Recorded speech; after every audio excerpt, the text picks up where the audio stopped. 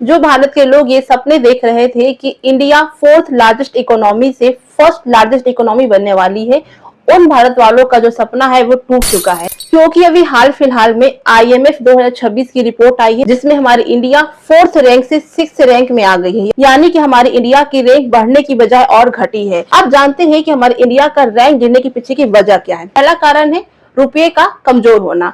जब रुपया कमजोर होता है, जो जीडीपी की रैंकिंग होती है वो डॉलर में होती है, तो जब रुपया कमजोर होता है तो वो ऑटोमेटिक डॉलर से कमजोर हो जाता है। इस वजह से हमारी जीडीपी कम दिखाई दे रही है। दूसरा है बेस ईयर में बदलाव। जीडीपी काउंटिंग के लिए जो मेथड यूज की जाती थी उसमें कुछ बदलाव किए गए हैं, जिस वजह से हमारी जो जीडीपी है वो पहले से कम आ रही है। तीसरा सबसे बड़ा कारण है अन्य देशों की जो करेंसी है वो मजबूत होना। जैसे कि यूके की करेंसी पहले से मजबूत हुई है, इसीलिए, और हमारे इंडिया की जो करेंसी है वो पहले से घटी है, इसीलिए हमारी जो इंडिया की रैंक है वो 4th से 6th नंबर पे आ गई है। इसका मतलब ये नहीं है कि हम इंडिया वाले एकदम पीछे हो गए। अभी भी हम वर्ल्ड के सबसे तेजी से ग्रोथ करने वाली अर्थव्यवस्था है। यानी कि हमारी जो पीपीपी है, यानी कि जो हम प्राइस को खरीदते, जो हमारी परचेस रेट है वो उतनी ही तेजी से बढ़ी है, वो घटी नहीं है।